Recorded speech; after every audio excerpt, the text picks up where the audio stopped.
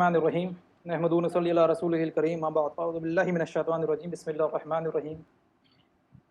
The academy for online studies and research की जानिब से हम ये प्रोग्राम में आपका आज और इस प्रोग्राम को बाज़ाब्ता तौर पे अल्लाह के नाम से शुरू करते हुए मैं तिलावत कुरान के लिए मोहम्मद हसन रज़ा, जो कि हर्रायपुर पीलीभीत से हैं और आलिम दीन हैं और स्टूडेंट भी हैं, कुछ मॉडर्न सेकुलर एजुकेशन में भी तालीम हासिल कर रहे हैं। मैं उनसे गुजारिश करूँगा हसन रज़ा, आप तिलावत कलाम पाक से इस प्रोग्राम की बाज़ाब्ता तौर पे शुरुआत करें।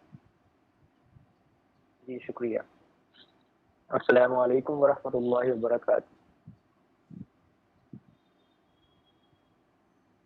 तिलावत कुरान समाअत फरमाएं। अऊज़ु बिल्लाहि मिनश शैतानिर रजीम। बिस्मिल्लाहिर रहमानिर रहीम। या अय्युहल्लज़ीना आमनु इज्तनिबू कसीरम मिनज़-ज़न्नि इन्न बअज़-ज़न्नि इस्मुन वला तजस्ससू वला यग़्तब बअज़ुकुम बअज़ा अयुहिब्बु अहदुकुम अन यअकुल लहम अख़ीहि मैतन फकरिह्तुमूह वत्तक़ुल्लाह इन्नल्लाह तव्वाबुर रहीम। या अय्युहन्नासु इन्ना खलक़नाकुम मिन ज़करिन व उन्सा वजअलनाकुम शुऊबन वक़बाइल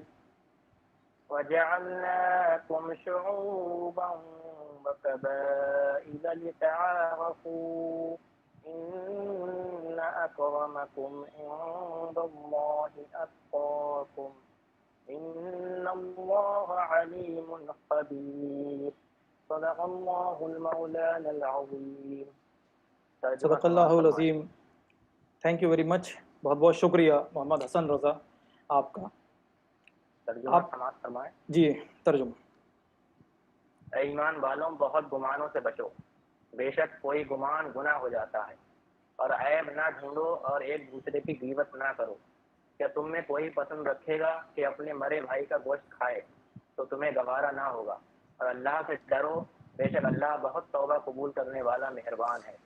ऐ लोगों, हमने तुम्हें एक मर्द और एक औरत से पैदा किया और तुम्हें शाखें और कबीले किया कि आपस में पहचान रखो।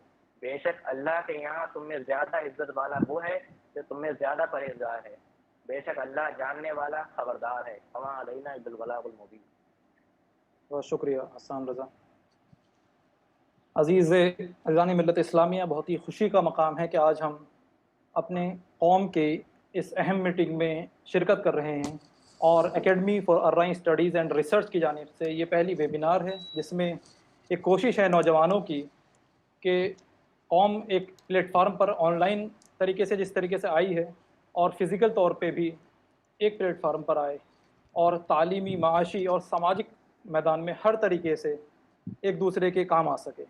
एकेडमी का ये पर्पज़ है कि सबसे पहले तो आइडेंटिटी फॉर्मेशन हो, जो नौजवानों के अंदर अपनी पहचान को लेकर सवाल हैं। नौजवान जो चाहते हैं कि हम हैं क्या, हम कहाँ से आए और हमारी पहचान क्या है, उसके बारे में उनको जवाब मिलें, आइडेंटिटी फॉर्मेशन हो। और दूसरा कम्युनिटी एम्पावरमेंट इस एकेडमी का मकसद है। इस तंजीम के ज़रिए, इस एकेडमी के ज़रिए आपके अंदर कॉन्फिडेंस डेवलप करना, आपके अचीवमेंट को सामने लाना, आपको सामने लाना और आपकी खुसूसियात और आपके तजुर्बात और आपकी जो क्वालिफ़िकेशन है और आपकी जो जिस ज़िम्मेदारी पर आप हैं, उससे क्या दूसरों को भी फ़ायदा हो सकता है, इन सवालों का जवाब देने के लिए ये एकेडमी आपके सामने नौजवानों ने कायम करने की कोशिश की है। एक शुरुआती स्टेज है और जैसे मैंने कहा कि कम्युनिटी एम्पावरमेंट में तो वेलफेयर के जितने भी रास्ते हो सकते हैं, चाहे वो तालीमी मैदान में हो, चाहे वो चैरिटी के मैदान में हो, चाहे वो सोशल अपलिफ्टमेंट हो, ये इसमें अहम मकसद में है। और इसका एक और अहम मकसद है आइडेंटिटी फॉर्मेशन में, इसका रिकॉर्ड कीपिंग मेंटेन हो, इसमें रिसर्च हो कम्युनिटी के बारे में। अभी रुहेलखंड के अंदर कम्युनिटी का क्या स्टेटस है, रुहेलखंड के अंदर और कुमायूं के अंदर जो कम्युनिटी है उसका सोशल, इकोनॉमिक और पॉलिटिकल स्टेटस किस पोजीशन में है, हम तालीम के मामले में कितने पीछे हैं, या हम माशी तौर पे कितने पीछे हैं, या हमारे हालात क्या हैं, उसके बारे में एक बेहतरीन रिसर्च की ज़रूरत है। उसके लिए अल्हम्दुलिल्लाह कई यूनिवर्सिटीज़ से रिसर्चर्स हमारे साथ जुड़ रहे हैं और आपसे बात करेंगे कुछ नौजवान। और इसके साथ साथ research and social welfare and educational welfare, economic welfare, आपके काम से, आपके क्वालिफिकेशन से, आपकी तालीम से क्या कौम के और बच्चों को या और लोगों को कुछ फ़ायदा हो सकता है? इन सभी सवालों का जवाब देने के लिए एकेडमी वजूद में आई है। इसकी वेबसाइट अल्हम्दुलिल्लाह बन गई है बहुत ही कम वक्त के अंदर। वेबसाइट का नाम है thearrain.com। व्हाट्सएप ग्रुप है जिसमें अलग अलग कमेटीज़ फॉर्मेशन में आई हैं, उनका जिक्र आखिर में होगा इंशाल्लाह। आप आखिर तक बने रहेंगे, उम्मीद है 8:30 बजे तक। और हमारे बीच में आज के जो मेहमान हैं, जो कि कौम की तारीख़ पर, कौम के माइग्रेशन पर, कौम की हालात हाज़िरा पर और कौम के फ्यूचर पर डिस्कस करेंगे, उन मेहमानों का मैं इस्तकबाल करता हूँ। ख़ास तौर पे जनाब नसीम अहमद साहब का, जो कि डिप्टी जनरल मैनेजर रहे हैं ओएनजीसी में और बहुत अच्छे एक्सपर्ट हैं लॉ के। आपकी बहुत सारी किताबें एनर्जी लॉ पर दुनिया भर में चल रही हैं। हमें फ़ख्र है आप पर, और आपने अर्राई बुक लिखकर हम लोगों को एक कॉन्फिडेंस देने की कोशिश की थी आज से 20 साल पहले। सर, आपका इस्तकबाल है जनाब मोहम्मद नसीम साहब। Thank you. मैं इस्तकबाल करता हूं जनाब डॉक्टर रेहान असद साहब का, जो कि असिस्टेंट प्रोफेसर हैं कॉलेज ऑफ मेडिसिन में मजमा यूनिवर्सिटी सऊदी अरबिया में। उनका तारीख़ पर बहुत अच्छी पकड़ और इंटरेस्ट है। इसके साथ उन्होंने किताब लिखी है अभी 3 साल पहले 2017 में, सबकी नज़र से अगर ना गुजरी हो तो मैं नाम बताना चाहूँगा, the Arain diaspora in India a historical perspective. इस किताब में आपने बहुत बेहतरीन रिसर्च करके तमाम पीछे की जितनी किताबें और सोर्सेज थे, उन सोर्सेज को जमा करके एक बेहतरीन रिसर्च की है। इस रिसर्च में आपने कौम की तारीख़, कौम का मूवमेंट, माइग्रेशन, बिग पर्सनैलिटीज़ और इन सब का ज़िक्र किया है। और आपको नौजवानों के लिए गाइड का काम करेगी ये किताब आपके दरमियान, और पब्लिक तौर पे हम लोग एकेडमी के ज़रिए इंशाल्लाह सामने आएगी, और अल्लाह ने चाहा तो इसका तर्जुमा इंग्लिश से हिंदी में भी कराया जाएगा। तो मैं आपका इस्तकबाल करता हूँ डॉक्टर रेहान असद साहब। मुझे बड़ी खुशी है, आप दोनों लोग अपने अपने फील्ड के माहिरीन भी हैं, और नौजवानों को आपसे मिलकर बहुत खुशी होगी। और ये एक स्पीच की तरह प्रोग्राम नहीं चलेगा, इनकी मेहमानों की गुजारिश पर ही है कि ये इंटरेक्शन की तरह पे चलेगा। हम लोगों के जहन में जो सवाल हैं, मैं आपके ही ज़रिए दिए गए सवालों का, नौजवानों के ज़रिए दिए गए सवालों का सर से, इन लोगों से, हजरात से, अपने मेहमानों से जवाब हासिल करूँगा। तो मैं सबसे पहले मैं नसीम साहब से शुरुआत करूँगा कि सर, आपने एक किताब लिखी आज से कम 20 साल पहले, हमने बचपन में पढ़ी थी, हमारे घर पे वालिद साहब ने हमें बताया। तो अर्राइन उर्दू में किताब थी, उसके बारे में आप कुछ बताना चाहेंगे मुख्तसर तौर पे? अस्सलाम वालेकुम।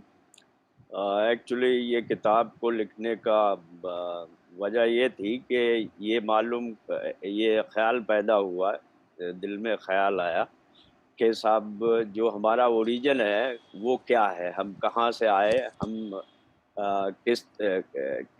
हम हैं क्या। ये एक एग्जिस्टेंस का सवाल पैदा होता है हर एक के जहन में कि हम हैं क्या, हमारी कम्युनिटी क्या है, हम कहाँ से आए, हमारा बेस क्या है। तो इस ख्याल के आने पर ये किताब लिखने का शौक़ पैदा हुआ, और उसमें बहुत से लोग थे जिन्होंने जो मुख्तलिफ़ वक्तों में कहते थे कि भाई इस पर कुछ लिखा जाए, क्योंकि इस पर बहुत पहले किताब लिखी गई थी जो शायद मैशर अम्वालवी ने लिखी थी। उसके बाद फ़िदा उबैदी ने एक किताब लिखी थी, इलाहाबाद के थे वो। लेकिन इधर के लोगों के बारे में मैशर अम्वालवी की किताब थी। उसके अलावा यहाँ इंडिया से तो नहीं, पाकिस्तान से शाये हुई थी। वो तमाम राइयों के बारे में थी, लेकिन स्पेसिफ़िकली ये जो अपने रोहिलखंड में 4 ज़िले हैं, पीलीभीत, बरेली, ऊधम सिंह नगर और रामपुर। इन ज़िलों में जो राई हैं उनके बारे में स्पेसिफिकली कोई ऐसी किताब नहीं लिखी गई थी, तो ये सर, ज़हन में आया, इसलिए ये किताब इसमें वजूद आपने में आई। क्या पेश करने की कोशिश की है? आपने इसमें क्या बताया है? इसमें बहुत सी सारी कोशिश ये की कि बहुत ही ब्रीफ में, बहुत ही मुख्तसर में तमाम चीज़ों को लिया जाए कि तालीमी हालात क्या हैं और राइयों की खसूसियात क्या हैं। फॉर एग्ज़ाम्पल, राई जब माइग्रेट वहाँ से किए तो उन्होंने ऐसे इलाकों में रिहाइश इख्तियार बिल्कुल, की आम तौर से जहाँ के आम तौर से सैलाब नहीं आते, बहुत ही अच्छे इलाके थे और बहुत ही ज़रख़ेज़ इलाके थे। और यहाँ पर ये ध्यान रखा कि आम तौर से राइयों के जो मकान हैं, उनका रुख़ पूरब की तरफ होता है, जो बेहतरीन रुख़ है। उसके अलावा घर के सामने एक चबूतरा ज़रूर होता है, क्योंकि राई क्लास जो था वो पढ़े-लिखे तबके से ताल्लुक़ रखते थे। उन्होंने स्कूल भी कायम किए, मदरसे कायम किए और इसी हद तक नहीं बल्कि घरों में भी मदरसे चलते थे और जो घर में दूसरे लोगों की लड़कियाँ आती थी पढ़ने के लिए, वो तहज़ीब भी सीखती थी। घर के सामने बैठक ज़रूर आम तौर से थी और अब भी होती है। उस पर पाकर का पेड़ एक तुर्रे इम्तियाज़ है राइयों का, जिसे हरियाणा में पिलखन कहते हैं। उसके अलावा ये कि वहाँ पर बहुत ही मुख्तलिफ़ किस्म की ये बातें होती थी, जिससे कि ऐसे लोग जो बग़ैर पढ़े-लिखे हैं, उन तक भी वो बातें पहुँच जाती थी। काफ़ी मालूमात होती थी उससे। आज के ज़माने में वो मालूमात ख़त्म हो गई हैं, वो महफ़िलें ख़त्म हो गई हैं, क्योंकि मोबाइल ने उसकी जगह ले ली है। और फिर टीवी ने भी उस पर असर डाला है। अ, राइयों की ज़ुबान में ख़ास तौर से कुछ अल्फ़ाज़ बहुत इस्तेमाल होते हैं। पहले कुछ अल्फ़ाज़ पंजाबी के थे, लेकिन कुछ अल्फ़ाज़ मैं जिन्हें कहना चाहूँगा, जी, जैसे जी। चिलक, चमक के लिए, पिच, दब जाने के लिए पिच गया, अर्रा, अरहर के लिए, चकड़ा, चौड़े के लिए, अमरूद के लिए बीह, अगवाड़ा और पिछवाड़ा बहुत मशहूर है ये टर्म राइयों में। अगवाड़े और पिछवाड़े की सियासत भी बहुत चलती रही है। सर अ, एक शेर था उसमें किताब में जी, खाने में कढ़ी और कुछ ऐसा था। जी। जी, तो वो क्या था? खाने में गोश्त के साथ कढ़ी होती है। कढ़ी ज़रूर है और राइयों की कढ़ी को समझा जाता है कि ये कच्ची कढ़ी खाते हैं। अच्छा, वो शेर मैं देखूँगा कहाँ पर है। ये है, जी, जी। नाक खड़ी होती है, खाने में कढ़ी होती है, पाकर चबूतरे पर और आँगन में बीह होती है। ये वो शेर था। उसके अलावा एक ये भी है कि राइयों में जो रिश्तेदारियाँ हैं बहुत दूर की निभाई जाती हैं। किसी दूसरे दूसरे लोगों के यहाँ ठीक इतनी बात। दूर की रिश्तेदारियाँ नहीं निभाई जाती। कोई न कोई रिश्ता ज़रूर निकल आता है और मेहमान-नवाज़ी बहुत आम है, जो अरबों का ख़ास वस्फ़ है, ख़ास पहचान थी। वो मेहमानदारी बहुत ज़्यादा थी, काफ़ी थी। अब बहरहाल वक़्त के साथ-साथ हर चीज़ कम हुई है। तो ये मेहमानदारी का रिवाज भी कुछ कम बहुत हो शुक्रिया नसीम साहब। मैं आपसे दोबारा आपके पास आऊँगा। मैं डॉक्टर रेहान साहब से जानना चाहूँगा कि हम लोगों का अराइन कम्युनिटी की तारीख़ क्या है? इन लोगों का ताल्लुक कहाँ से है? आप इस पे जो आपने किताब में रिसर्च की है, उसके ताल्लुक से, उसके हवाले से आप फ़रमाइए कुछ। जी, शहनवाज़ भाई और तमाम हज़रात को अस्सलाम वालेकुम। और वालेकुम सलाम। ख़ास तौर से नसीम साहब की बात को ही आगे कंटिन्यू करते हुए, क्योंकि इनकी किताब भी कहीं न कहीं मेरे लिए बेसलाइन थी। तो असल तो ये है कि इस कम्युनिटी का हिस्टोरिकल एविडेंस जो मिलता है पेपर्स से, डॉक्यूमेंट्स से, तो कहीं न कहीं दे बिलॉन्ग टू सिंध। तो ओरिजिन इनका जो हिस्टोरिकली एविडेंट है वो सिंध से है। और सिंध के बाद आगे जाके हम देखते हैं कि 11th-12th सेंचुरीज़ में ये इंडस क्रॉस करके पंजाब की 5 नदियों पे फैले। Up to time of we can say that Mahmud Ghazni का जब इन्वेजन हुआ है, तो उस वक़्त तक राई कम्युनिटी जो है वो सिंध से पंजाब में मुंतकिल हो रही थी और हल्के-हल्के हो चुकी। तो आज की डेट में जब हम बात करते हैं तो इन जनरल पाकिस्तान में या सब कॉन्टिनेंट में अराई की पहचान ही पंजाब है। Basically it is considered as Punjabi community. और कहीं न कहीं हमारे आबा-ओ-अजदाद भी ईस्ट पंजाब से माइग्रेट करके आए थे। और जो डेंज़ल एबिटसन का गैज़ेट है, ग्लॉसरीज ऑफ ट्राइब्स ऑफ कास्ट इन पंजाब, बड़ा मुस्तफ़ीद और बहुत ही मतलब डॉक्यूमेंटेड गैज़ेट है, बहुत बड़ा गैज़ेट है, तमाम कम्युनिटीज़ का ज़िक्र है। जी, वहाँ ये जी, जी। डॉक्यूमेंटेशन मिलता है कि हमारी कम्युनिटी बरेली और पीलीभीत कब आई। और किस दौर में आई और किस हालात में आई, क्या रीजन थे, क्योंकि हम बचपन से सुनते आए थे फोकलोर्स और ओरल हिस्ट्री अलग होती है, जो आबाओ अजदाद इकट्ठा करते रहते हैं, सुनते रहते हैं, वो एक नस्ल से दूसरी नस्ल तक पहुंचते पहुंचते कभी कभी चेंज हो जाती है, कभी कभी उसके नैरेटिव्स चेंज हो जाते हैं, लेकिन डॉक्यूमेंटेशन जो है वो हमें थोड़ा सा एविडेंस दे देता है। तो डेंजल एबर्टसन के गैजेट में ये लिखा है कि 1783 में जिस जगह पे सिरसा में अराई मुकीम थे, जहाँ पे मतलब हमारे पर्टिकुलरली जो रोहिलखंड और कुमायूं में आने वाले लोग थे, जो उनके आबाओ अजदाद मुकीम थे, उस जगह में बहुत ज्यादा खाना जंगियां थी। दो कम्युनिटी सुमरा और भट्टी आपस में बहुत लड़ाइयां लड़ा करते थे और उसकी वजह से कम्युनिटी में बड़ा अनरेस्ट था। तो कुछ लोगों ने वहां से माइग्रेशन किया and they move for the better lands. तो बेसिकली एग्रेरियन ट्राइब थी और बेटर लैंड्स के लिए मूव करना था, तो वो सिरसा से, या जो ईस्ट पंजाब उस वक्त था, हरियाणा का पार्ट है, तो ये सिरसा उस टाइम जिला था और कितनी आबादी रही होगी उस टाइम? सिरसा उस वक्त हिसार में था। अब ये तो नहीं पता कि कितने लोग आए थे, लेकिन ये जरूर मिलता है कि कितने गांवों से आए थे। तो करीब 35-40 गांव कहते हैं कि जहां से उनका मूवमेंट हुआ था। और अप्रोक्सीमेटली हमारे पास district gazette of Bareilly, Nainital और पीलीभीत तीनों के सन 1910, मतलब उस इंसिडेंट से 125 साल के बाद की आबादी डॉक्यूमेंटेड। 5000 पीलीभीत में आबादी थी, 2000 बरेली में थी, 2200, और करीबन मेरे ख्याल से 1.5 से 2 स्क्रीन प्रेजेंट मत। जी जी जी जी। तो ये इस तरह से ये एक माइग्रेशन था जो मतलब कह सकते हैं कि 2 सेंचुरी से ज्यादा पुराना हो गया। तो एग्जैक्ट डेट जो स्टार्टिंग द माइग्रेशन था वो काफी चलता रहा, मैंने ये पढ़ा है कि लगातार चलता रहा। वो शुरू कब हुआ था, कौन से सन में? जी जी, वो 1783 में, मैंने बताया ना आपको 1783, ये डेट हमें याद रखनी चाहिए। 1783 से स्टार्ट हुआ। अच्छा, थोड़ा सा उसमें मैं आपको ये भी बता दूं कि 1783 में जब माइग्रेशन हुआ तो रोहिलखंड खुद अनरेस्ट में था। ये उस टाइम अवध का हिस्सा था। जी जी।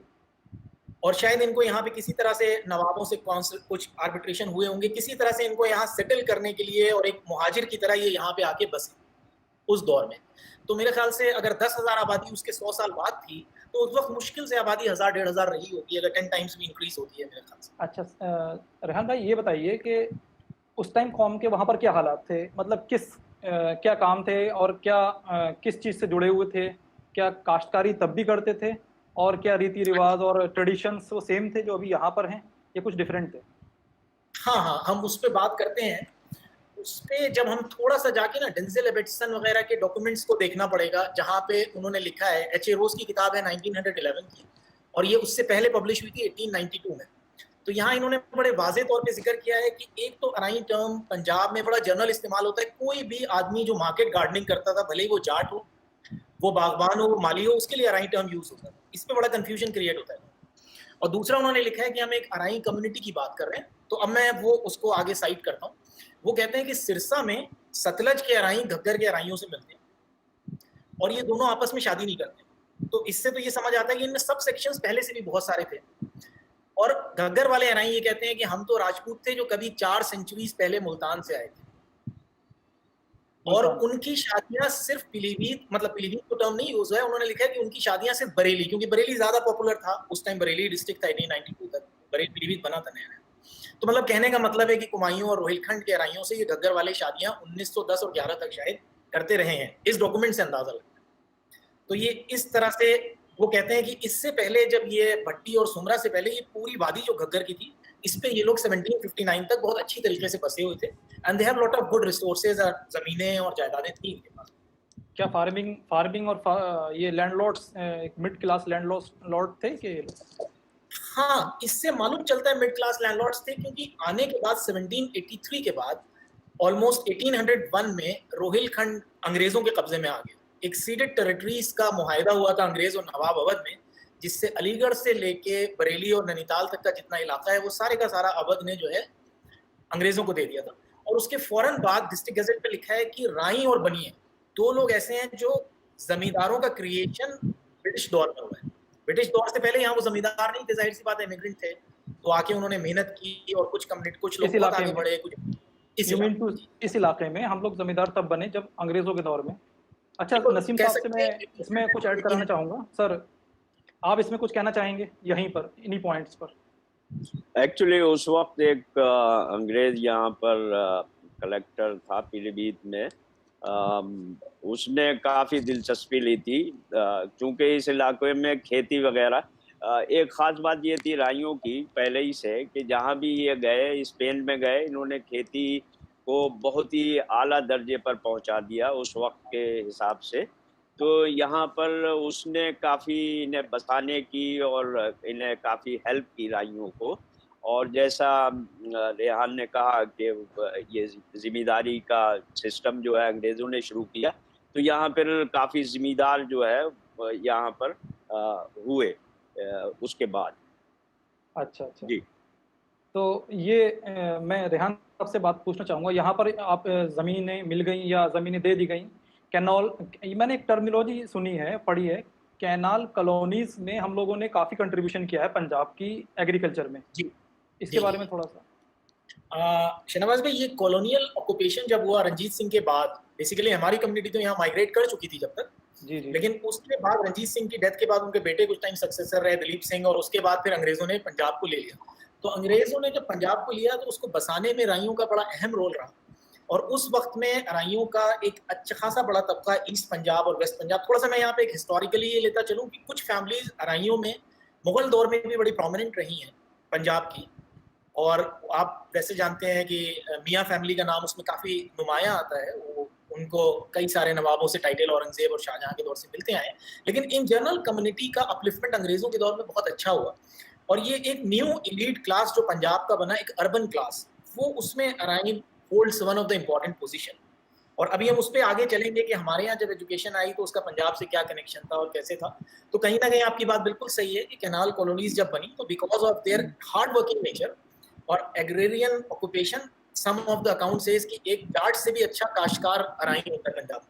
अच्छा, क्या ये जो यूनिक क्वालिटीज़ हम लोग क्लेम भी करते हैं, कुछ लोग कहते भी हैं, कोई यूनिक क्वालिटीज़ या यूनिकनेस है क्या? ये पहले से रही है कुछ? आप डिस्कस कर सकते हैं, आप दोनों हज़रात इस पर? नसीम साहब, आप कुछ रोशनी डालें। कौन सी जैसे क्वालिटी? कुछ यूनिकनेस रहती है, कुछ मामलों में दूसरी कौमों से डिफरेंट रहते हैं कुछ मामलात में, इसमें आप मैं पहले नसीम एक साहब तो को ये एक तो ये कि राई आम तौर से काफ़ी तालीम याफ्ता रहे, और उनके यहाँ जो बैठकों का ये सिस्टम था, वो यूनिकनेस उसमें ये थी कि उससे ऐसे लोग जो कि तालीम याफ्ता नहीं थे, वो भी इस तरह से उन्हें मालूमात हो जाती थी, और अब भी थोड़ा बहुत होता होगा, कि वो गैर तालीम याफ्ता नहीं लगते थे। तो राइयों का अच्छा, दूसरे राइयों का तलफ़्फ़ुज़ जो है वो अपने इस एरिया में सबसे बेहतर था, और उर्दू के अच्छे ख़ासे, उर्दू और फ़ारसी के काफ़ी अच्छे आलिम राइयों में थे, जो दूसरी कम्युनिटी में उस हिसाब से इस इलाके में नहीं थे। फिर राइयों में जो रस्म व रिवाज, लोकल रस्म व रिवाज हैं, वो कतई नहीं पाए जाते। राइयों में एक्चुअली इस्लाम का जो एक शक्ल है सिंपल, वही अपनाई जाती है। आप यही देखिए, एक बहुत बड़ी चीज़ ये है कि दूसरी कम्युनिटी में आप देखेंगे तो शादी-ब्याह में म्यूज़िक का इस्तेमाल होता है। राइयों में एज़ ए होल म्यूज़िक का इस्तेमाल नहीं होता। कहीं भी शादी बाजे-गाजे के साथ नहीं होती। ये बहुत बड़ा तुर्रे-इम्तियाज़ राइयों में था, जिस पर दूसरे लोग कहते भी थे कि आपके यहाँ शादी और दूसरी जो मौता है उसमें कोई ख़ास फ़र्क नहीं महसूस होता। तो जी। इस टाइप के बहुत से रेहान भाई, चीज़ें। हाँ, इसमें कुछ जी। ऐड करना चाहेंगे आप? हाँ, बिल्कुल शहनवाज भाई, मैं एक विल्सन का अकाउंट है 1884 का, जो final report of revision of Sirsa district Punjab, जहाँ से हमारा ताल्लुक है, तो वो बड़े अच्छे से डिफाइन करता है उनकी शक्ल सूरत, उनका नेचर, उनका बिहेवियर। वो लिखता है कि they are as a middle size man, मतलब एक दरमियाने कद के लोग हैं, विद अ प्लीजेंट फीचर्स, जिसकी हम बातें करते रहते हैं, नाक खड़ी, क्योंकि पंजाबी हैं, शायद वहाँ से असर है, जो भी कहें जेनेटिकली, अगर और थ्योरीज भी ओरिजिन की हैं, तो वो लिखता है as a rule middle size man with pleasant features, their language and dress is similar with Sutlej मुसलमान, मतलब जो पंजाबी सतलज मुसलमान थे उसी तरह की उनकी लैंग्वेज और चीजें थी। They are thrifty and industrious, मतलब बहुत जुझारू और मेहनत करने वाले लोग हैं, and for a generation devoted for agriculture. और उसने अच्छे से लिखा है, they are unusually intelligent and upon the whole, थोड़ा सा रेहान भाई इसको उर्दू कर दीजिए। हाँ, उसको लिखता है कि मतलब एक मतलब इन जनरल एक ज़हीन कौम है और तमाम जो उनके नेबरिंग सिविलाइजेशंस हैं उनसे ज़्यादा सिविलाइज्ड और प्रॉस्पेरस मालूम देती है। और दे आर स्ट्रिक्टली एंडोगेमस, मतलब सिरसा के जो अराई हैं वो बिल्कुल अपनी ही लोगों में, अपने ही कबीले में शादी करते हैं और कहीं बाहर शादी नहीं करते, except with the Bareilly Arains. Bareilly, या फिर मैं वाजे कर दूं कि बरेली का मतलब वो सारा खित्ता जहां हमारे लोग इन 3 डिस्ट्रिक्ट में आगे बढ़ते हैं। अच्छा। और क्योंकि वो इन्हीं से निकली हुई एक शाख है, ये 1882 में लिखा है। अच्छा अच्छा। तो ये जो इससे हमें पंजाब में दोनों चौधरी, रेहान साहब, पंजाब में चौधरी, मियाँ, भुट्टो, ये कुछ टाइटल हैं और कुछ इंटरनेट पे भी ऐसा मटेरियल पड़ा रहता है कि ये अर्राई हैं। क्या ये सेम कम्युनिटी है, हम लोग उनसे एक मतलब एक सब ग्रुप है उनका, या हाँ, मतलब? अच्छा बिल्कुल कह सकते हैं कि एक सब ग्रुप है। आगे जाके ये डिविजन्स हुए, तो एक जो सिरसा वाला ग्रुप था जो कभी कहते हैं कि मुल्तान से आए थे, ये अपने आप में बहुत मेहनती था, दरमियाने कद का था और प्लेजेंट फीचर्स वाले लोग थे, और एग्रीकल्चर में इनकी काविशें बड़ी अच्छी थी, और in general they are more prosperous. क्या आप मुल्तान में थोड़ी रोशनी डाल सकते हैं 1 मिनट में कि मुल्तान में किस शहर में इनका मतलब खास तौर पे हिस्ट्री जुड़ती है जाके? सभी लोग कई रेफरेंस देते हैं मुल्तान का। जी, मुल्तान का तो ये है कि मतलब ये कहते हैं कि मुल्तान से पहले ये, फिर उससे पीछे का सेटलमेंट इनका सिंध का था, तो सिंध से ये मुल्तान आया और मुल्तान से आगे आके फिर पंजाब की बाकी शहरों में बसे। ये एक मतलब हाइपोथेसिस है और ये एविडेंट है कि सिंध से आया। मुल्तान में एक उच्च जगह है, उच्च, बिल्कुल उच्चा उच्चा काफी सिविलाइज्ड शहर था, काफी पुराना। वहाँ जी, पर अराई कौम आबाद थी। तो क्या आप ये कह सकते हैं कम से कम 1000 साल पुरानी हिस्ट्री तो रिटन डॉक्यूमेंटेड है उच्च शहर से, अगर आप जोड़ें मुल्तान की? हाँ, इतना कह सकते हैं कि सिरसा 400 साल उन्होंने लिखा है कि 4 सेंचुरीज पहले वो सिरसा है, और ऑलमोस्ट 2 से ज्यादा सेंचुरीज यहाँ आई हुई होगी, 6 सेंचुरीज की तो हिस्ट्री मिलती है जो कि डॉक्यूमेंटेड है, और इसका एक स्टेटस है जो कि इंग्लिश रिकॉर्ड्स में भी है। और अच्छा, क्या आप कुछ ऐसी शख्सियतें, दोनों मेहमानों से गुजारिश है, क्या कुछ ऐसी शख्सियतें, चाहे वो ईस्ट पंजाब से हों, अनडिवाइडेड इंडिया से हों, या अभी पार्टीशन के बाद की कुछ ऐसी शख्सियतें हों जो आप बता सकते हैं नौजवानों को, और जो हमारे सामईन सुन रहे हैं कि उनको मालूम चले कि ये ऐसी बड़ी शख्सियतें अर्राई कौम में गुजरी हैं? जी, नसीम साहब आप फरमाएं। रेहान, मेरे ख्याल से तुम इसे टेकअप करो क्योंकि तुमने डील किया है उसमें। जी, शुक्रिया। बेगम शाहनवाज वगैरह। जी, मैं आ रहा हूँ उसी पे। एक तो जो डॉक्यूमेंटेड है प्रोमिनेंट फैमिलीज में, वो नवाब मियाँ मोहम्मद फाजिल हैं, जिनको औरंगजेब ने मियाँ का लक़ब दिया था। उसी बात से राइयों के इनके जो डिसेंडेंट्स हैं ये मियाँ लगाते हैं, और मियाँ बहुत बड़ा एक अलक़ाब बन गया है पंजाब के खुसूसी शहर में, लोग मियाँ लगाते हैं अपने नाम के आगे। इनके दादा थे मियाँ यूसुफ, या मेहर मंगा भी उन्हें कहते थे। मेहर महंगा ने शालीमार गार्डन जहाँ पे बना हुआ है वो ज़मीन दी थी, और उनको उसके बदले में दूसरी ज़मीन मिल गई थी, जहाँ उन्होंने अपना फिर गाँव सेटल किया। वो अब लाहौर का हिस्सा है बेसिकली। उसके बाद एक अदीना बेग खान था, जिसको एक अराई काश्तकार का बेटा था, मुगलों ने पाला था। वो बाद में पंजाब के गवर्नर रहे अदीना बेग खान, मुगल्स के दौर में। शाह इनायत कादरी एक सूफी तसव्वुफ में काफ़ी बड़ा नाम है। फिर इसी मियाँ ख़ानदान से जो एक नुमाया शख्सियत है वो सर मियाँ मोहम्मद शफ़ी हैं, जिसको मैं ख़ास तौर से यहाँ बताना चाहता हूँ जी कि जी जी, सर प्री मोहम्मद मियाँ शफ़ी का जिक्र कीजिए आप, और उनकी जो काविशें अंजुमन अर्राई के जरिए थी। इंडिया के एजुकेशन सेक्रेटरी थे वो, मतलब लाइक एजुकेशन मिनिस्टर, और मेंबर थे वाइसराय एग्जीक्यूटिव काउंसिल के, लॉ मेंबर भी रहे, एजुकेशन मेंबर भी रहे, और उनका बहुत बड़ा रोल रहा है 3 यूनिवर्सिटी को इस्टेब्लिश करने में जब वो एजुकेशन मेंबर रहे। इलाहाबाद यूनिवर्सिटी, अलीगढ़ मुस्लिम यूनिवर्सिटी उन्हीं के चार्टर से साइन हुई है। हालांकि सर सैयद की तहरीक से वो पहले से जुड़े हुए थे, लेकिन इस टाइम वो ऑफिस में थे।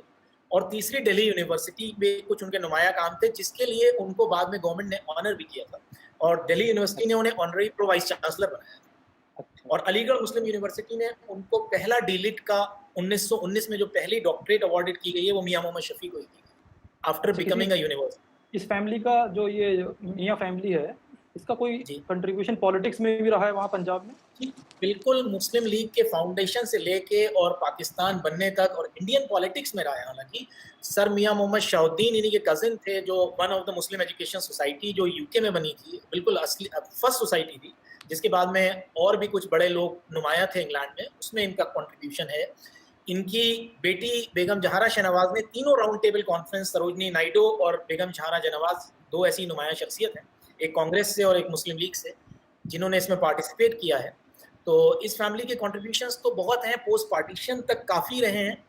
और पहले एम्बेसडर भी इन्हीं के ख़ानदान से थे, जो टर्की के थे। पहले चीफ जस्टिस पाकिस्तान के इसी ख़ानदान से थे, लेकिन जनरल अयूब खान के दौर में जब डेमोक्रेसी अबॉलिश हुई तो इस फैमिली को सैक कर लिया गया। कई अखबार इस फैमिली ने शुरू किए। मियां इफ्तिखारुद्दीन कांग्रेस के नुमाया मेंबर थे जो बाद में चले गए। इमरोज टाइम, फ्राइडे टाइम्स इसी फैमिली का शुरू करा हुआ अखबार है। अच्छा, अगर हम 1 मिनट के लिए दूसरे मुल्क की बात करें, पड़ोसी देश की, तो वहाँ पर कौम जो है राजनीतिक तौर पे, जी। पॉलिटिकल तौर पे और इकोनॉमिक तौर पे, सोशल तौर पे उससे क्या स्टेटस है? बहुत बहुत अच्छी ही प्रॉस्पेरस कम्युनिटी है, अच्छी कम्युनिटी है। अभी हाल फिलहाल से पहले चौधरी मोहम्मद अली जो एक सिविल सर्वेंट थे, ब्रिटिश आईसीएस थे और पाकिस्तान के प्राइम मिनिस्टर भी रहे हैं। फिर ज़ियाउल हक का नाम थोड़ा टेंटेड हो जाता है क्योंकि वो एक मोनार्क थे और उनके रिलेशन आपको पता है नेबरिंग कंट्रीज से भी कैसे रहे। हालांकि ज़ियाउल हक के फादर भी एक क्लर्क थे मिलिट्री ब्रिटिश टाइम में, शिमला की पैदाइश है। याराई कबीले के थे ज़ियाउल साहब। कुदरत लिटरेरी सर्कल में नसीम हिजाजी और कुदरतुल्लाह शहाब एक आईसीएस थे, कश्मीर से ताल्लुक था उनका। ये दो बड़े नुमाया नाम आते हैं, नसीम रेहान हिजाजी साहब, और कुछ उलमा इकराम, जैसे मैंने नाम सुना है मुफ्ती वक़ारुद्दीन क़ादरी पीलीभीत से गए और मुफ्ती आज़म बने, ऐसे ही कुछ और उलमा हैं?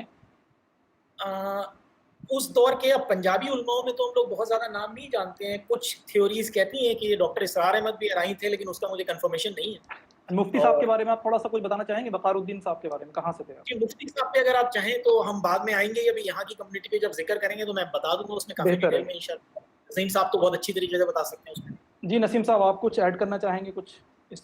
वक़ार साहब खमरिया से ताल्लुक़ रखते थे और वक़ारुद्दीन नाम था उनका, और उसके बाद वो बांग्लादेश के थ्रू पाकिस्तान गए और वहाँ वो एक बहुत बड़ा मदरसा था और उसके भी वो मोतमिम थे, और उनके वक़ारुल फतावा 3 जिल्दों में शाये हुआ है, जो जिसमें कि उन्होंने जितने भी फतवे दिए थे वो सारे मौजूद हैं।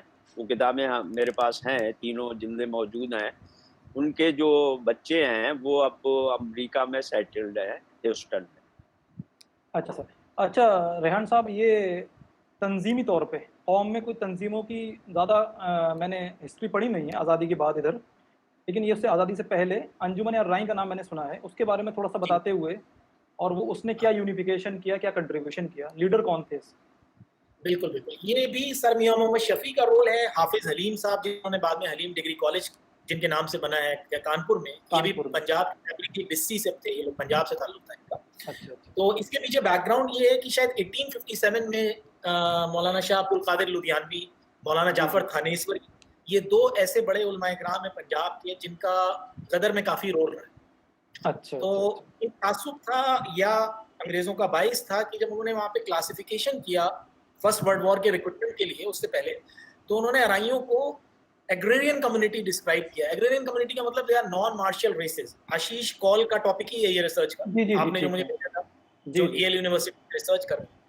तो अब वो जो एक उनको एक तरह से वो बेइज्जती थी कि भाई बड़ी जाट कम्युनिटी है, पठान है, बाकी लोग हैं, दे आर मार्शियल रेसेस और अराई नॉन मार्शियल रेस है। हैदर तो अली, उसके आप? लिए उन्होंने जी, जी। जी, सेंसस कंटिन्यू इकट्ठा करिए। किया। सेंसस इकट्ठा करने के बाद उन्होंने मीट की और 2-3 मीटिंग के बाद उन्होंने एक डोसियर सबमिट किया था, वाइसराय को सबमिट किया गया था सर मियां मोहम्मद शफ़ी के सोर्सेस से, कि economically we are one of the most advance and prosperous community in Punjab, और हमें फिर क्यों आर्मी में बैन किया जा रहा है। और कुछ रेफरेंसेस ये भी हैं कि उसके बाद आर्मी का रिक्रूटमेंट ओपन हो गया।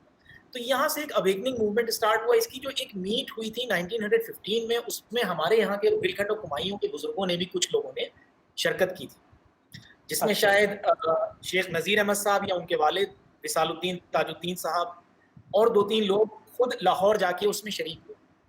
अच्छा, अच्छा। तो उसके एक्सचेंज में फिर प्रोविंशियल वहाँ पे सोसाइटीज़ बनी, तो अंजुमन अराई रोहिलखंड और कुमायूं वहीं बनाई गई।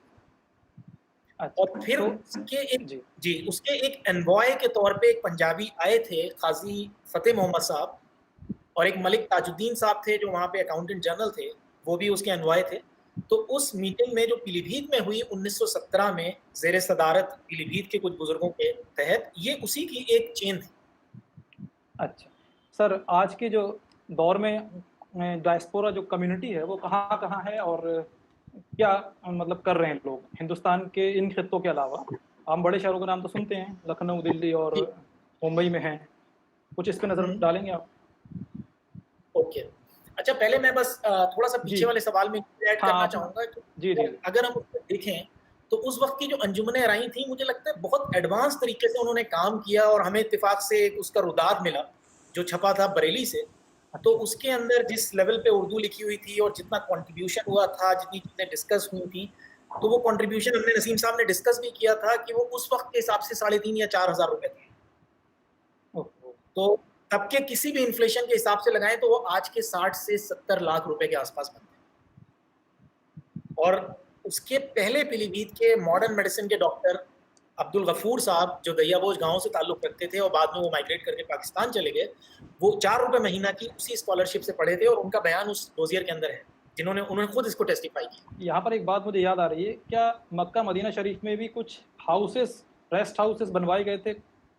जी बिल्कुल। अगर आप दो बातें जी, असल में अगर इंडोमेंट की बात करें या वक्फ की बात करें, तो इसमें कई खानदान ऐसे हैं जिन्होंने पीलीभीत की जामा मस्जिद को प्रॉपर्टीज वक्फ की, अपने अपने गाँवों में प्रॉपर्टीज वक्फ की, जिसमें डांग का खानदान और धुंधरी का खानदान बड़ा नुमाया है। तो उसी खानदान से ताल्लुक था जिन्होंने धुंधरी रुबात वहाँ पे बनवाई थी, और एक बरा रुबात भी थी जो बरा मजलिया के जमींदारों की बनवाई हुई थी, और एक टोक रुबात थी जिसमें खुद नवाब ज़मीर अहमद साहब के बेटे और उन लोगों का भी काफ़ी कंट्रीब्यूशन था, क्योंकि उनकी नवाब इब्राहिम खान के बेटी से उनके बेटे की शादी हुई। तो ये पठानों की एक रियासत होती है राजस्थान में। अच्छा अच्छा। तो तारीख के तौर पे ये बात यहाँ कंक्लूड कर सकते हैं कि हम लोगों की जो तारीख है, रेहान साहब और नसीम साहब, के सिंध से जो है डॉक्यूमेंटेड है, कम से कम सिंध से माइग्रेशन सिरसा, और सिरसा से रोहिलखंड और कुमायूं में डॉक्यूमेंटेड है। उससे पहले की जो 2 थ्योरीज हैं, काफ़ी मतलब अनसर्टेन टॉपिक है कि हम लोग फिर कहाँ से ओरिजिन हुआ। इसमें आप कंक्लूडिंग रिमार्क्स क्या देना चाहेंगे? नसीम अंकल से बात पहले गुजर रहे हैं, मैं पहले आपकी तरफ करूंगा कि इस पे रोशनी फरमाएं, फिर मैं ऐड कर दूंगा अपना पॉइंट। कॉमन ही है एक्चुअली जो ये अरिहा से माइग्रेशन का है या यमन से माइग्रेशन का है, ये इस पर कोई ऑथेंटिक वो नहीं मिलता, मुझे तो नहीं मिला। रेहान उस पर मज़ीद रोशनी डालेंगे, क्योंकि वो स्पेकुलेटिव है। स्पेकुलेटिव इन द सेंस के इसमें यमन में कुछ बादशाह ऐसे गुजरे हैं, काफ़ी एक सीरीज़ है बादशाहों की, जिनके नाम में राई आरीनी शामिल था। तो उस मुनासबत से और कुछ इब्न खुल्दून वगैरह से कुछ लोगों ने, इब्न खुल्दून एक बहुत बड़ा फ़िलासफ़र गुजरा है इजिप्ट में, उससे लेकर ये कहा कि साहब ये यहाँ के यमन के लोग जो है वो माइग्रेट करते रहे फ्रॉम टाइम टू इंडिया। और जो हम लोगों का वो है वो ये कि ये कुछ लोग अरिहा में थे। अरिहा एक्चुअली इसमें शाम में एक, अब तो उसमें है, इसराइल में है, या जेरिको जिसे कहते हैं।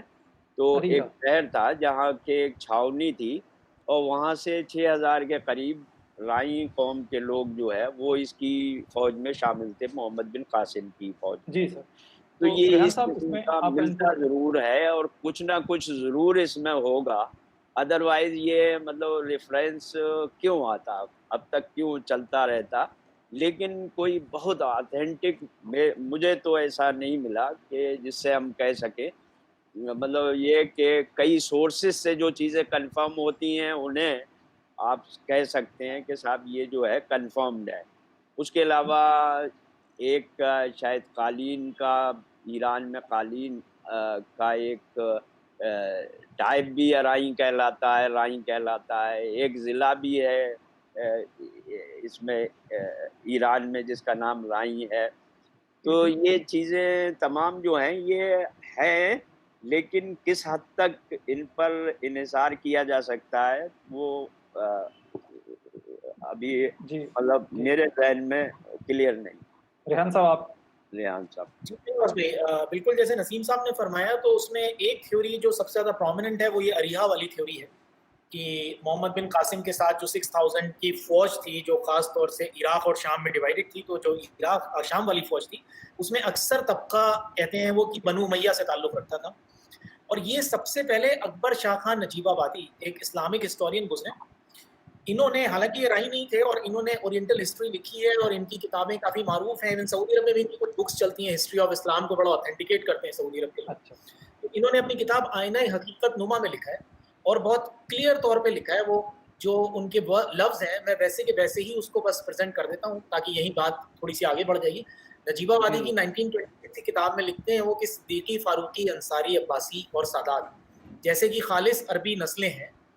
ये उन फारूकियों और सिद्दीकियों की बात हो रही है जो पहले कभी अरबी नस्ल हुआ करते थे। अभी जो रीनेमिंग ऑफ कम्युनिटीज़ है वो इंक्लूडेड नहीं है इसमें। तो उसी तरह से कुछ कम्युनिटी ऐसी हैं जिनको धोखे में इंडियन ओरिजिन का समझा जाता है, लेकिन वो भी अरबी नस्ल हैं, जैसे कि अराई कौम। और फिर उन्होंने ये पूरी जो नसीम साहब ने बताया वो थ्योरी फॉरवर्ड की कि कैसे कैसे मोहम्मद बिन कासिम के साथ आए और सिंध पहुंचे, और सिंध पहुंचने के बाद जब मोहम्मद बिन कासिम को एसेसिनेट कर दिया गया तो उस एसेसिनेशन के पोस्ट यहाँ पे हालात चेंज हुए, तो उन्होंने आर्म्स छोड़ के और बाकी चीज़ें छोड़ के अपने रोजी रोटी के लिए काश्तकारी शुरू की, और काश्तकारी के साथ साथ वो डिस्प्लेस होते गए और वो सिंध से यहाँ आ गए। और सपोर्टिव लोग उसको इस तरह से प्रपोज करते हैं कि हिंदू और राही नहीं मिलते हैं, या हिंदू कस्टम्स हमारे अंदर नहीं है, जैसे कि नसीम साहब ने बताया। अच्छा, कुछ जो चौधरी साहब हैं राइटर, उन्होंने कुछ आर्ग्यूमेंट्स दिए हैं, कुछ उन्होंने जवाब दिए हैं कि हम लोग गैर मुस्लिम मतलब हिंदू आबादी जो है उससे कन्वर्ट नहीं है, खासतौर पर राजपूत काउंटर थ्योरी की है उन्होंने। तो उसकी उन्होंने कौन कौन सी वो वजूहात बताई हैं उसमें?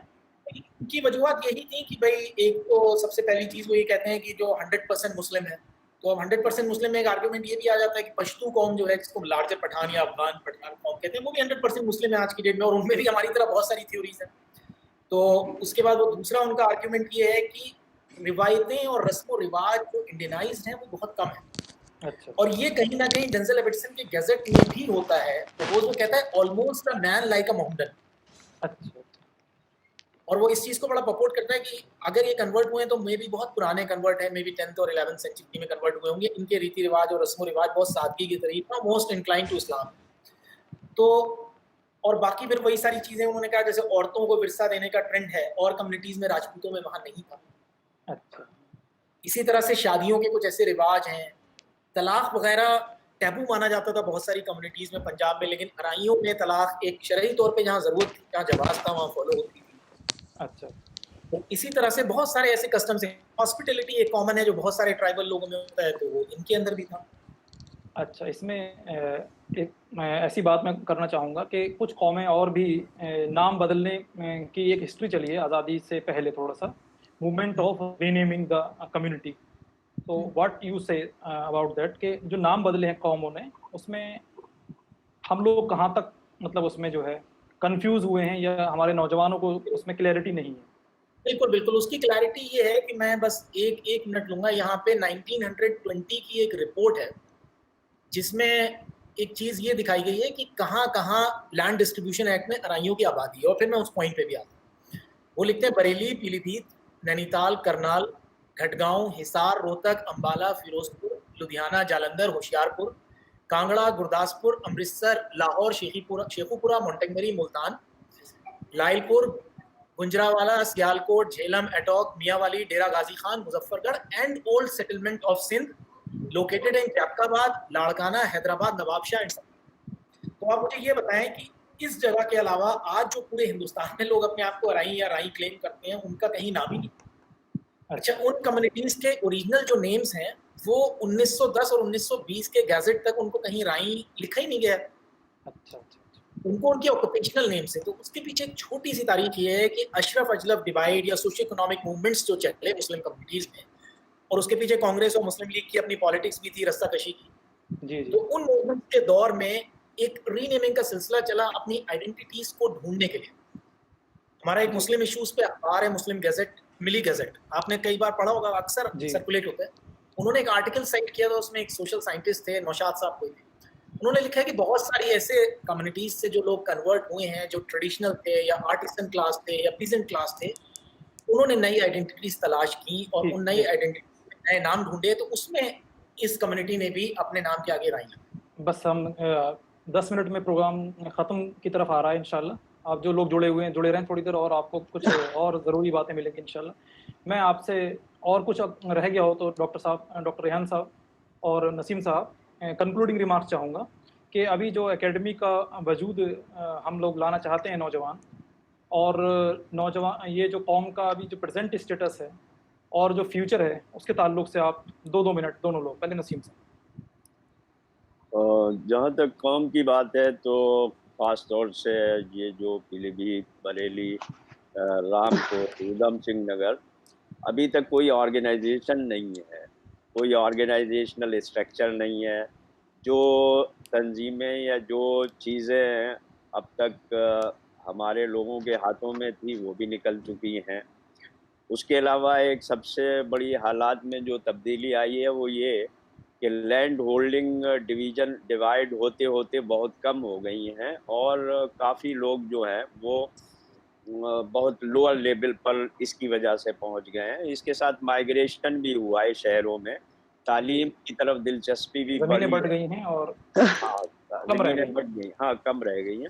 उसके लिए एक्चुअली ऑर्गेनाइजेशन की ज़रूरत है और अगर आप लोग इस ऑर्गेनाइजेशन को बढ़ाएँ तो सबसे बड़ी चीज़ ये है कि बहुत सी गवर्नमेंट की स्कीम्स हैं उस तक एक्सेस नहीं है इवन लोगों की, तो उस तक एक्सेस हो जाए। उसके अलावा ऑर्गेनाइजेशन जो है वो एक सर्वे की बहुत ज़रूरत है क्योंकि अभी तक कोई सोशो इकोनॉमिक सर्वे नहीं हुआ इंशाल्लाह वो जिससे सही डिस्कशन जी, में आएगा। जी। जी, जिससे कि सही है हालात मालूम हो कि किस हद तक लोग बिलो पॉवर्टी लाइन है या क्या उनकी सोशो इकोनॉमिक पोजीशन है और एक सपोर्ट सिस्टम डेवलप करने की ज़रूरत है।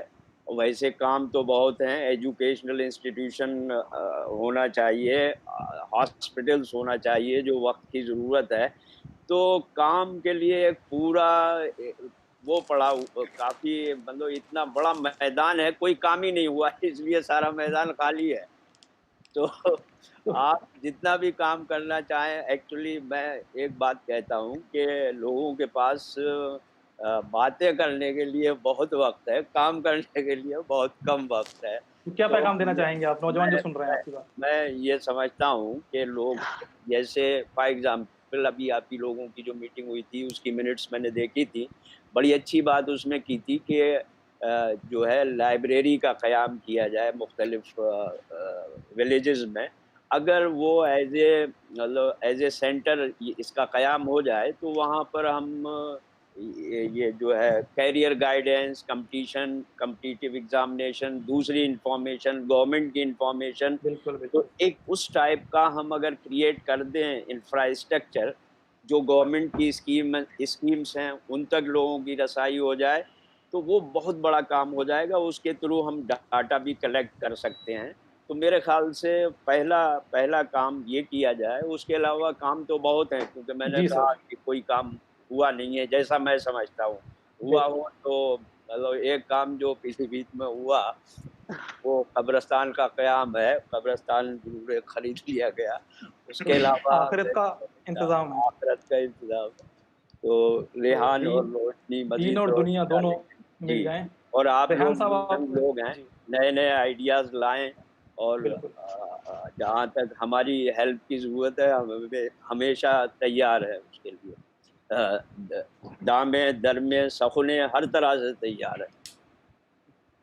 रेहान साहब आप इसमें क्या बस कंक्लूडिंग भाई रिमार्क देना सबसे चाहेंगे पहले तो नौजवानों को, मैसेज क्या देना चल रहा चाहेंगे? है इस कोशिश पे और इस अम्ब्रेला पे जो फोरम पे आप लोगों ने एक टीम वर्क किया है, अल्लाह ताला इसको कामयाब करे और इसको और अच्छी तरीके से बढ़ाए विद अ पॉजिटिव इंटेंशंस। और द मेन मकसद किसी भी चीज़ का ये है कि being a human being, being a Indians और being a member of community, किसी भी तरह से हमें जाहियत के साथ आगे बढ़ने की कोशिश करना चाहिए। लेकिन थोड़ा सा रेट्रोग्रेड जाके देखते हैं कि जब हमारी कम्युनिटी कभी पंजाब से यहाँ आई तो उन्होंने मेहनत की, मेहनत करके चीज़ें बनाई, तो उसके साथ-साथ उनके अंदर खल्की खिदमत वाली चीज़ थी। हर गाँव में मदरसे थे, हर गाँव में लाइब्रेरीज़, जहाँ जो हैसियत थी लोगों की, क्या बात! कहीं छोटी मस्जिद, ये कहीं बात बड़ी हमें हमें मस्जिद। मालूम ही नहीं है कि हमारे गाँव में लाइब्रेरियाँ और मदारिस भी रहे हैं। ऐसी और इवन ऐसी-ऐसी मिसालें हैं कि हाजी अब्दुल रब साहब जो बरा मजलिया के बहुत बड़े ज़मींदार थे, ये असल में सब एक खानदान के डिसेंडेंट हैं। ये डिस्ट्रिक्ट गज़ट में भी लिखा है, शिजरे भी हैं कि एक ही आदमी की जनरेशन है। बरा मजलिया, उदयपुर, माधोपुर, ये जो लीडिंग ज़मींदार थे इस शहर के और इन लोगों में मतलब हिंदू मुसलमानों में एक एवरेज कम्युनिटी में ये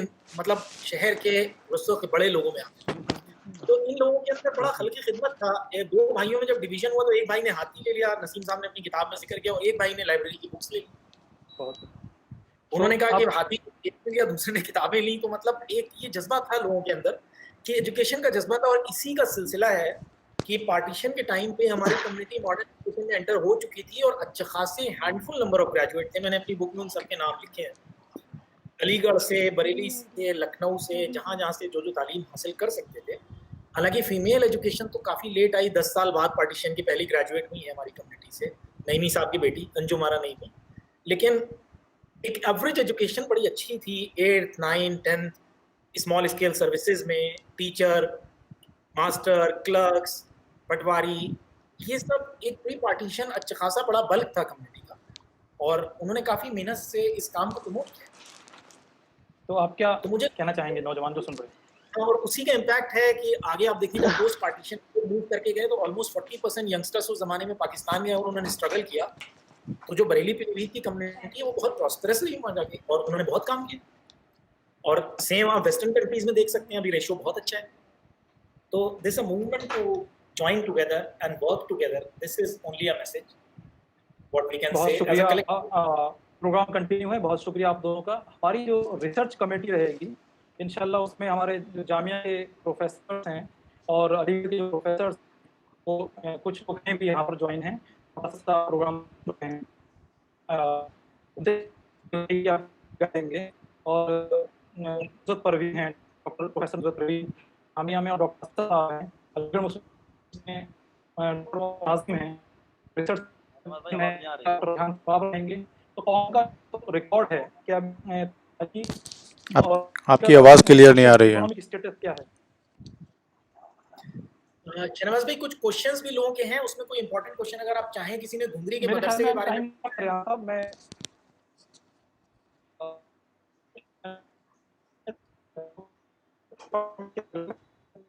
आवाज आपकी गड़बड़ हो गई।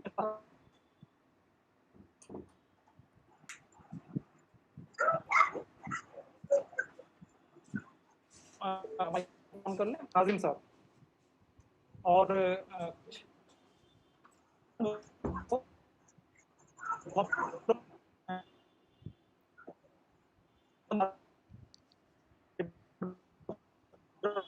भाई आवाज नहीं आ रही है।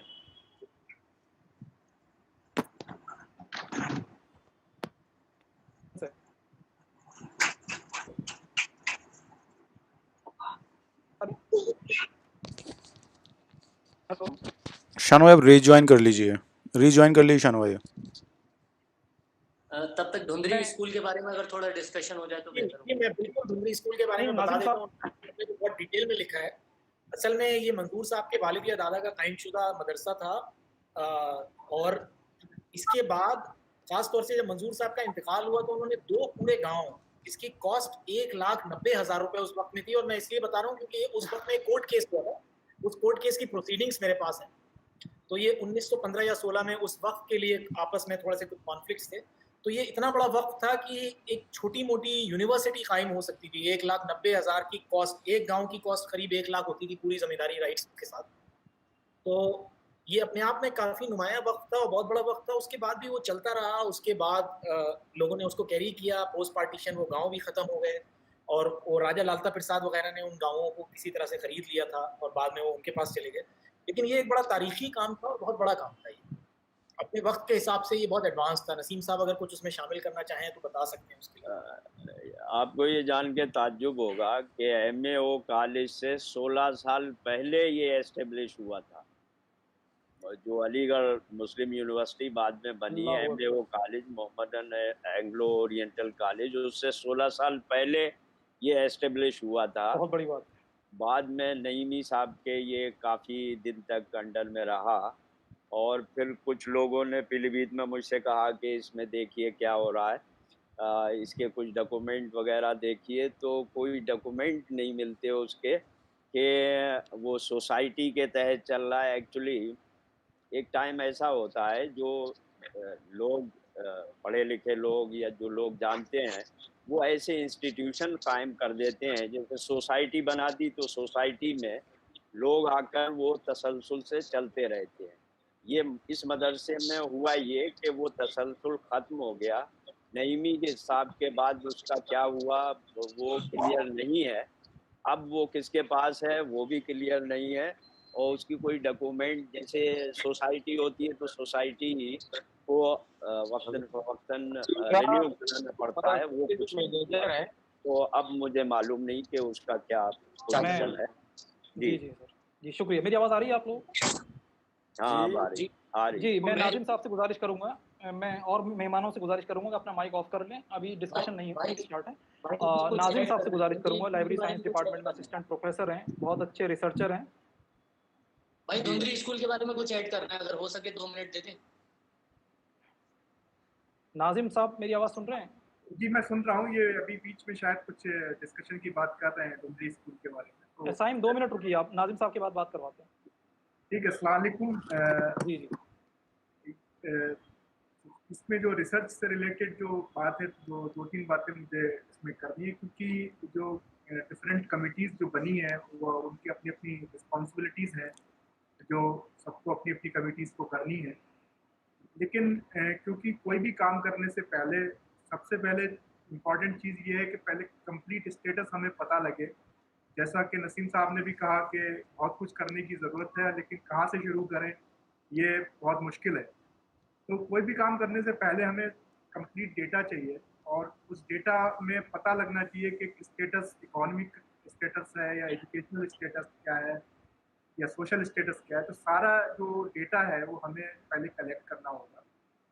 वो डेटा हम क्वांटिटिव डेटा खासकर हमें लेना होगा। क्वालिटेटिव डेटा भी अगर कुछ हमें उसके भी हम टेक्निक डेवलप करके वो कुछ लेने की कोशिश करेंगे। तो मेनली जो डेटा हम लेने की कोशिश करेंगे वो ये होगा कि एक तो जो टोटल सेंसस की भी बात होगी, उसके बाद में फिर एजुकेशनल फैमिली मेंबर्स में एजुकेशन का क्या लेवल है, चाहे वो फीमेल हो चाहे मेल हो, एम्प्लॉयमेंट का क्या स्टेटस है, और किस लेवल ऑफ एम्प्लॉयमेंट की भी बात हो जाए कि किस तरह के एम्प्लॉयमेंट में, इनकम का क्या लेवल है। तो ये सारा जब डेटा हम कलेक्ट कर लेंगे, कैसे करेंगे उसका भी हमारे पास अभी प्लान है।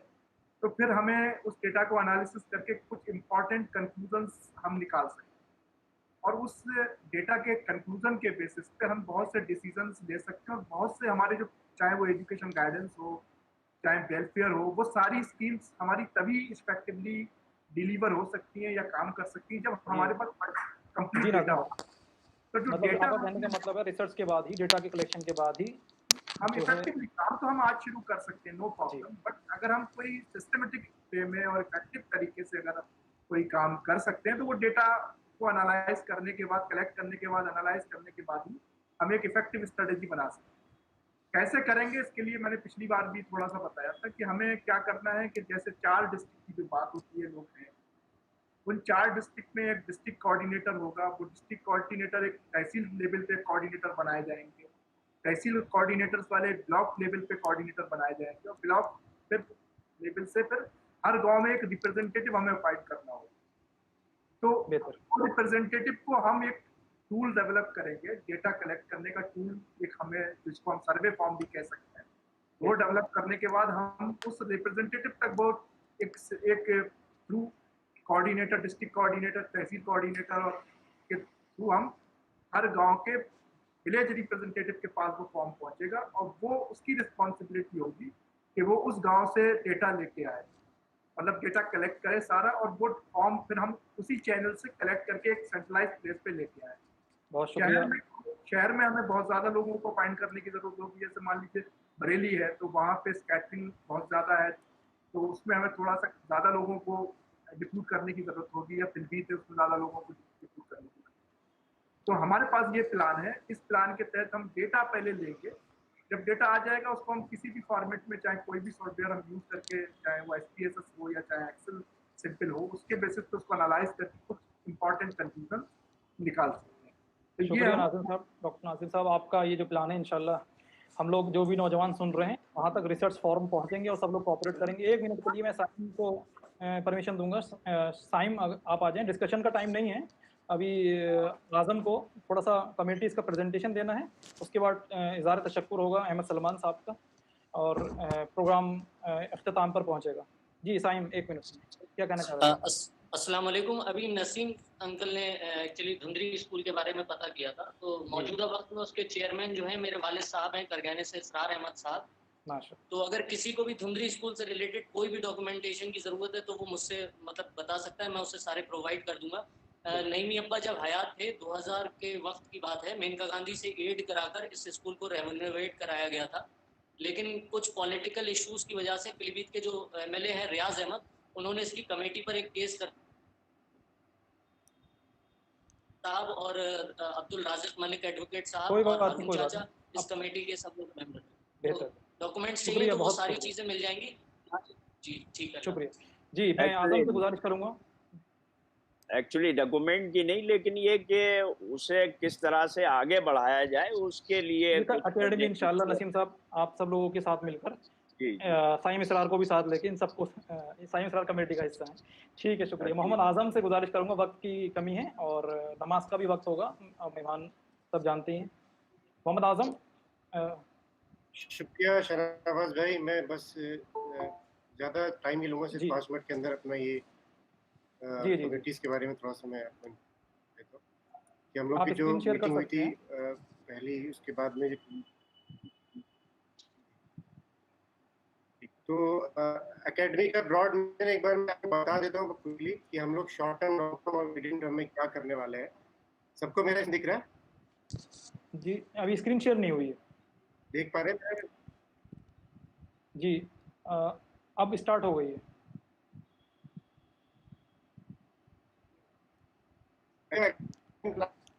जी, आप बोलिए, आप बोलिए। कि हम लोग कहाँ से स्टार्ट करेंगे, जैसे कि जी नाम भी कह रहे थे कि हम लोग की जरूरत है और उस पर काम करने की। मैंने एक स्केच ड्राफ्ट बनाया है, इस पे भी और एक्सपर्ट्स की राय लेकर के इसको हम फाइन कर लेंगे। तो हम शॉर्ट टर्म में लेकिन आपकी स्क्रीन अभी शेयर नहीं हुई है। स्क्रीन शेयर नहीं हुई है आजम, आजम स्क्रीन शेयर नहीं हुई है। आजम भाई रिज्वाइन करना पड़ेगा। नहीं नहीं नहीं, रिज्वाइन नहीं करना होगा, स्क्रीन शेयर कर लीजिए, नहीं तो आप ओरल बता दीजिए। आजम स्पीड इशू की वजह से हो रहा है, आप ओरल ले लीजिए। आप ओरल ले लीजिए इसको। जी ठीक है, ठीक है। तो हमारे जो प्लान है हमारा 3 तरह से हमने किया है, short term, medium term, long term. तो इसमें शॉर्ट टर्म में हम करेंगे एजुकेशन कैरियर गाइडेंस पे काम करेंगे हम लोग डिफरेंट कमिटीज के जरिए। उसके बाद हम लोग जॉब गाइडेंस पे भी काम करेंगे, एक डायरेक्टरी बनाएंगे, हमारे जो भी लोग जहाँ भी काम कर रहे हैं उनका एक जॉब प्रोफाइल बना करके और उनको जो भी जॉब सीकर्स से उनको टाई अप किया जाएगा। और एक सबसे इम्पोर्टेंट काम जो है कि इसमें पूरी का एक डेटाबेस रिसर्च करने की जरूरत है, जिसमें नाज़िम भाई ने भी फोकस किया कि डिस्ट्रिक्ट कोऑर्डिनेटर के जरिए विलेज रिप्रेजेंटेटिव डेटा में हम लोग का एक प्लान चैरिटी वेलफेयर एक्टिविटीज भी करेंगे, जरूरतमंदों को मदद पहुंचाई जाएगी। नसीम साहब जिस पे बात करते थे, जिनको एक आईडी बड़ा अच्छा लगा था लाइब्रेरी वाला, तो मैं ट्रायल किया 3 साल पहले लाइब्रेरी बनाने का अपने गांव में, तो वही मैंने एक्सपीरियंस शेयर किया था, सभी लोगों को काफी अच्छा लगा और इसको इसमें रखा गया है। तो हम लोग काम करेगी, जिसके लिए यूथ को, एल्डर्स को हम जोड़ेंगे, हर तरह की इसमें किताबें होंगी, एक पूरा और अल्टीमेट हमारा साउंड अगर आप देख सकते हैं साउंड ब्रेक हो रहा है, आप अपना वीडियो ऑफ कर दो, साउंड शायद अच्छा आ जाए। साउंड बहुत देर से ब्रेक हो रहा है, आपकी बात थोड़ी थोड़ी समझ में आ रही है लेकिन जी जी। तो लॉन्ग टर्म में हम लोग का प्लान ये है कि अपनी कम्युनिटी को एक प्लेटफॉर्म पे लेकर के और एक देश में, अपने मुल्क में एक पहचान बनाना, यही हमारा एक लॉन्ग टर्म विजन है। मैं डिफरेंट कमिटीज़ की बात करूँगा जो हमारी कमिटीज़ फॉर्म हुई है, तो उसमें मैं एक बार आप लोगों को कोशिश करता हूँ दोबारा से, अगर मेरा स्क्रीन आप लोगों को दिखे तो। नहीं, वो पढ़ दो, आप खाली नाम पढ़ दीजिए, आप वैसे ही पढ़ दीजिए। ठीक है, हम अब तक 10 कमिटीज़ बनाई हैं। इसमें हमारी एक स्कॉलर्स की कमेटी, गाइडेंस कमेटी है, एजुकेशनल गाइडेंस कमेटी है, चैरिटी फंड रेजिंग कमेटी है, committee, public relationship committee, social media committee, program webinar committee, website development committee. तो ये हमारी कमेटी है। तो मैं क्विकली नाम पढ़ूंगा जो लोगों ने अपना नाम प्रपोज किया कमेटीज के लिए। पहली कैरियर कमेटी है हमारी, इसमें जनाब शकील साहब, जाहिद हुसैन खतीब, मोहम्मद साजिद मलिक, आदिल अहमद, नूरुल कमर, मोहम्मद शहबाज, जुल्फिकार अली, ये इस कमेटी के मेंबर है। उसके बाद हमारी एक कमेटी है चैरिटी फंड रेजिंग की, जिसमें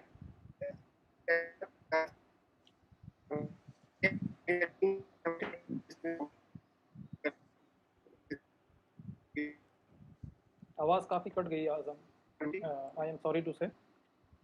एक बार Clear नहीं आ रही एक बार रिज्वाइन कर लीजिए, शायद आवाज़ सही बिल्कुल हो। नहीं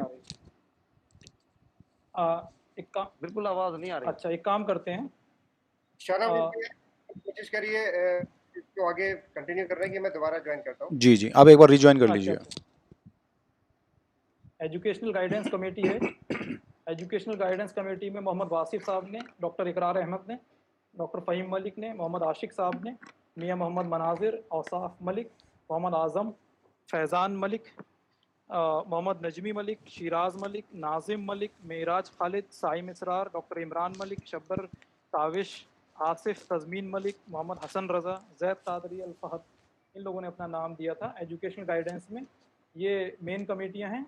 मैं और शकील अहमद साहब हैं कैरियर गाइडेंस कमेटी में, ख़तीब साहब हैं, जाहिद साहब हैं, साजिद साहब हैं, अदील, नूरुल कमर, मोहम्मद शहबाज, जुल्फ़िकार, ये 2 मेन कमेटियां हैं। बाकी कमेटियों की लिस्ट वेबसाइट पर है।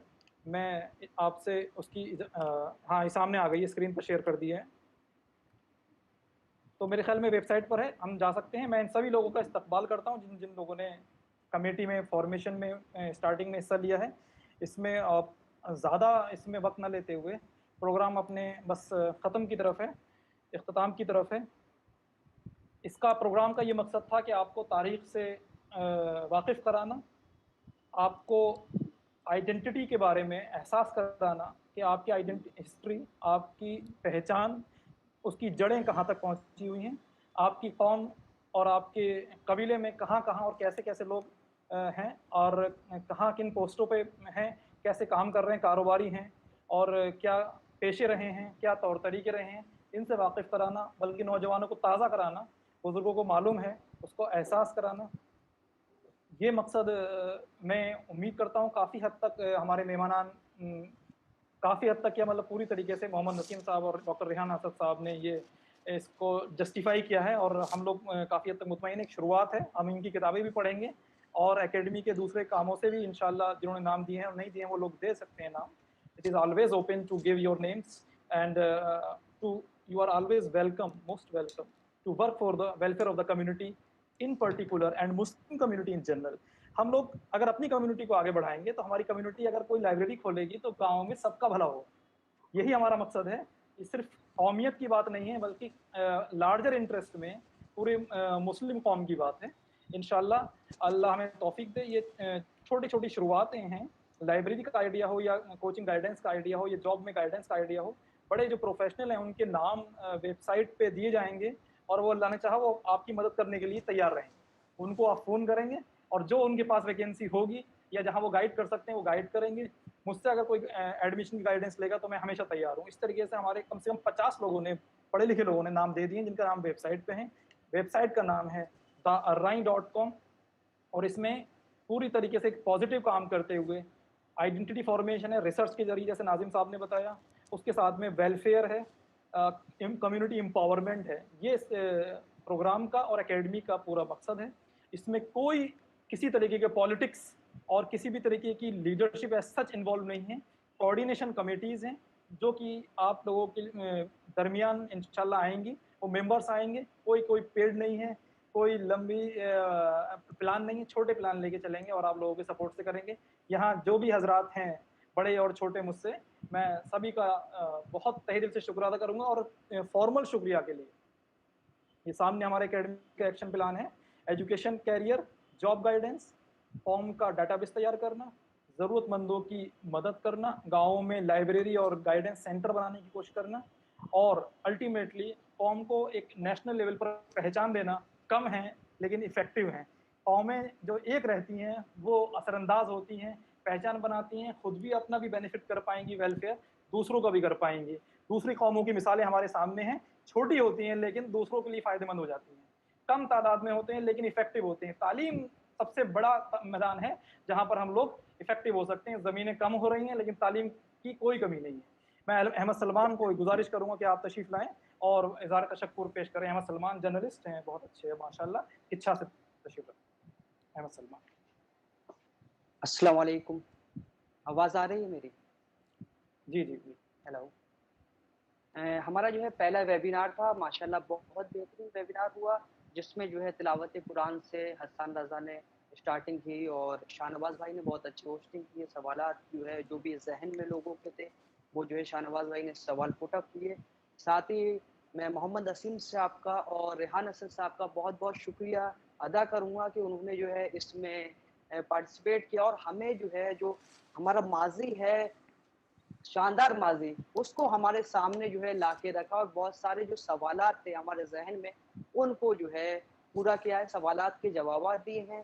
साथ ही जो है हमारे माज़ी को बताया है, बहुत कम टाइम में, बहुत कम वक़्त में बहुत अच्छी खूबसूरत बात की है और मैं चाहूँगा कि आप हमारी अकेडमी से आज पहले जो है वेबिनार में शामिल हुए हैं। इंशाअल्लाह उम्मीद करूँगा कि आप हमेशा हमारे साथ रहेंगे और हमें जो है गाइडेंस देते रहेंगे कि फ्यूचर में हमें किस तरीके से करना है। जैसे आपने अभी जो है लाइब्रेरी का कॉन्सेप्ट बताया, बाकी और भी कॉन्सेप्ट आपने बताए, तो मैं उम्मीद करूँगा कि हम लोगों को आप गाइडेंस देंगे और हमेशा जो है हमारे साथ में रहेंगे। बहुत-बहुत शुक्रिया आप दोनों हज़रात का। साथ ही जो लोग जो है वेबिनार को देख रहे हैं सोशल मीडिया के बहुत अलग-अलग प्लेटफ़ॉर्म से, उनका भी बहुत-बहुत शुक्रिया जो इस वेबिनार में शामिल हैं। जितने भी लोग हैं सभी का मैं शुक्रिया अदा करूँगा। जिन लोगों ने कमेटी में नाम दिया है और इसमें पार्टिसिपेट किया है अलग-अलग तरीके से या एजुकेशन पर्पज़ से, चैरिटी पर्पज़ के और भी जो है अलग-अलग पर्पज़ से हमारे साथ जुड़े हैं, उनका बहुत-बहुत शुक्रिया। और हम चाहेंगे कि आप सब लोग, हम सब लोग मुत्तहिद होके यूनिटी बना के हमारे क़ौम का जो सोशल, इकोनॉमिकल, कल्चरल जो हमारा माज़ी था, उसको मुस्तक़बिल में भी रोशन करें, लोगों तक लेके हम अपनी चीज़ों को जाएँ, तो उम्मीद करूँगा इंशाअल्लाह हम जो है इस कारवां को आगे बढ़ाएँगे। बहुत-बहुत शुक्रिया सभी लोगों का, आप लोग शामिल हुए और साथ ही मैं बता दूँ कि हमारी वेबसाइट www.arain.com इस पे हमारा मटेरियल है। इसमें आप जाके जो है वेबसाइट को देख सकते हैं। साथ ही जो लोग जुड़ना चाहते हैं या आपके जो इस टाइम सोशल मीडिया पे देख रहे हैं या हमारे साथ जुड़े हुए हैं वेबिनार में, उन लोगों के साथी हैं, उन लोगों के परिवार वाले हैं, आस-पड़ोस वाले हैं जो हमारे साथ जुड़ना चाहते हैं, उनको भी